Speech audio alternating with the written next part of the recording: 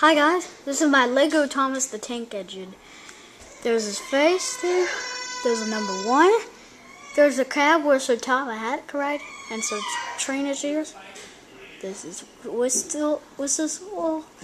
There's his funnel. There's 3 wheels on the bottom.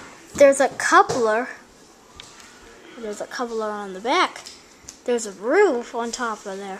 Well, that's our review on the Lego Thomas the Tank Engine, and also there's a light there. Well, see you next time at my other Lego video.